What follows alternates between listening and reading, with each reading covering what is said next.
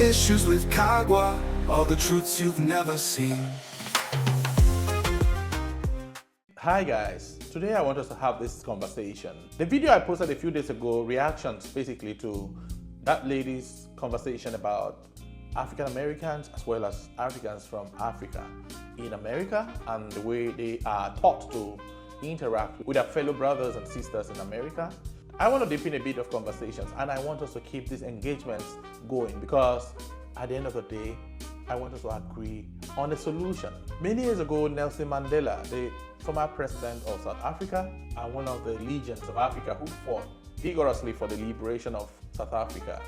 Before he left his prison room, he said, if I didn't leave the burden of this anger, frustration, and the strategy I had used to fight against the white minority rule in South Africa, within my mind, I still would have been in prison. And that was the reason why the Mandela that went into prison died, and a completely rebranded Mandela came out of the prison.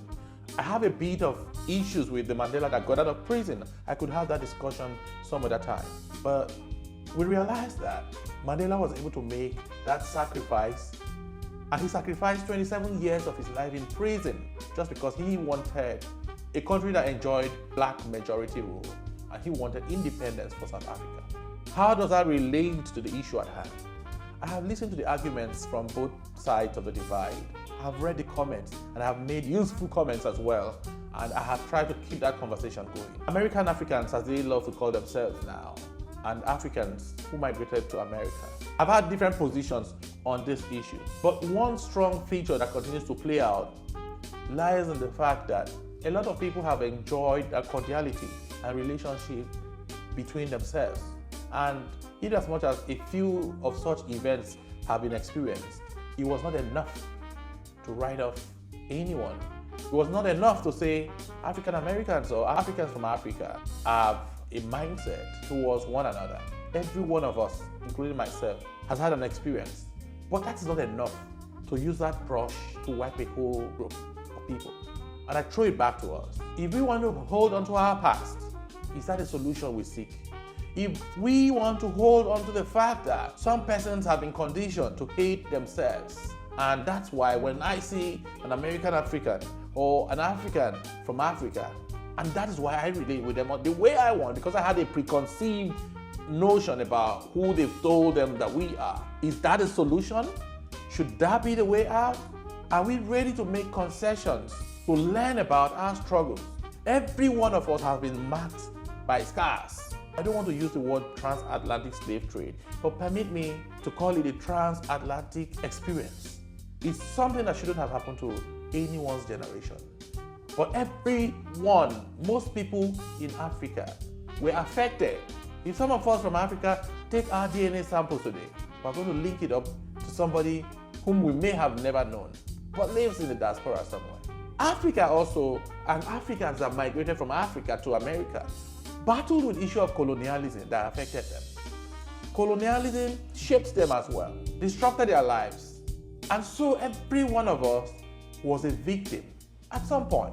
And today, we, the black population that have been victimized in one way or the other, can't even forgive ourselves. We begin to deny ourselves, begin to deny our identity because of generational trauma, generational torture, generational experiences. And I want to ask, do we want this same generational trauma to move to the next generation of children that we'll be bringing to this world? At what point do we want to end this trauma? And at what point do we want to stop the blame game? I won't ask anybody to forget about the experience. No. I am an advocate of history, and I'm someone who believes that history has to continuously be taught, be put in the front burner, and be put in the public glare. Because without the sense of history, we definitely don't know where we'll be headed. And that's the reason why we need history. However, our history should help us appreciate the gains we've made and work towards achieving more. But if we begin to turn the ends of the guns against ourselves, who have been victimized, who are the victims, I do not think we'll be doing ourselves any good. There's a lot we can learn from those who are coming from the motherland, and there's a lot those coming from the motherland can learn from their brothers and sisters. We need to understand that what ought to bind us is greater than what tears us apart. We have not healed. it is because of a generational trauma. And let's know something. Every human has one sort of trauma or the other. But at what point are we going to say enough is enough? How do we find solutions? How do we have a middle ground in all these conversations? And how do we move forward? If we don't think about shedding off these excess burdens we've carried for generations, we are also going to be inflicting the same wound and leaving these scars on the next generation. We have seen all kinds of traits, all kinds of attitude and issues. These are all marked by our scar, trauma, and experience, but we can make a difference. I'm sounding like a preacher, but we must be aware first and identify the problems and challenges before finding solutions. When I read through the comments, I still saw that blame game. For many years we've been blaming. For many years we keep remembering. But when I ask, and when anyone asks, what is the way forward? I realize that we spend a lot of time identifying the issues, but we don't find solutions. Neither are we ready to think about finding response to these challenges. If we don't end it and make this sacrifice now, we may have failed the generation, but we have the power to try to see how to salvage the situation. This is not the time to blame anyone. This is the time to identify why certain traits, certain habits, certain behaviors have scarred us in many ways. It's easy to see an American African and say this is why they behave the way they do. But we fail to understand the reason why such traits exist. We fail to understand why they don't behave the way we do. And we see Africans from the motherland and all the issues we think exist. We also fail to ask them questions. But when we don't have these conversations and open up and really come to appreciate what we've been through, we will find no solutions to our challenges. And I think the time for the middle ground is now. We must embrace the Nelson Mandela strategy. If we don't put down that burden mentally, we will not appreciate and begin to find solutions to the issues affecting the black population globally. America is not the only country where the transatlantic experience happened.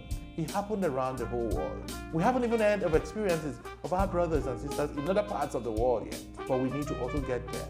I love to read your comment on this issue, and I want us to keep engaging in a manner that will find solution and true healings. And I really want to read what should be the way forward. Do we want the bickering to continue, or we want solutions? And if we want solutions, how do we go about it? I love to read these comments. Keep them coming. And I say thanks for watching.